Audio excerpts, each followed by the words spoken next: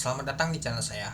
Di video kali ini, saya akan bahas tentang IPO saham 4. Kemarin sempat naik ya teman-temannya, kalau kita lihat, dan juga saya bahas di hari Kamis gak salah ya teman-temannya, atau hari kapan ya.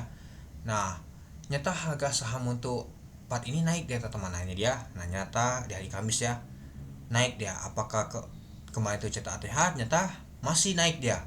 Cetak ATH kemarin di 174. Nah, kalau kita lihat sih untuk part ini, untuk harganya di 105, nyata belum mendekati begal. Malahan kemarin itu koleksi turun 5,39%. Ya, sempat dia turun juga di sini di jam 9.10 menit, taunya digas lagi 9.30.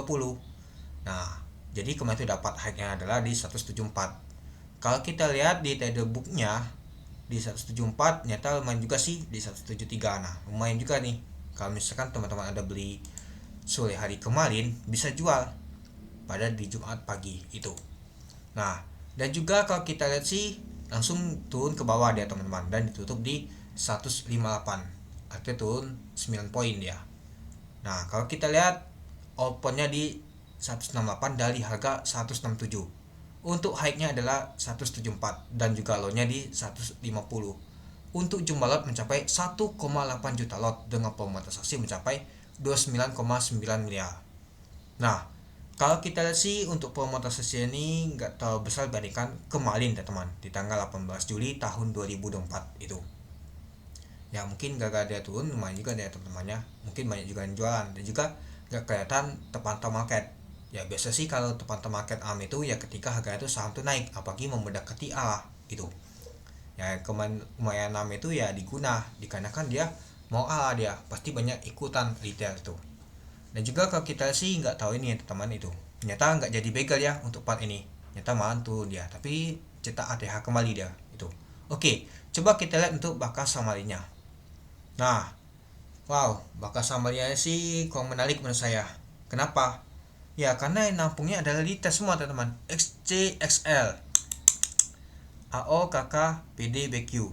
Lalu yang jual ada DU, YP, CC, YB, CP. Nah, itulah kenapa saya bilang ketika harganya tuh mengalami kenaikan, pastinya retail tuh FOMO, ikut beli. Belinya tuh di pucuk. Kenapa nggak belinya tuh di bawah pada saat dia naik?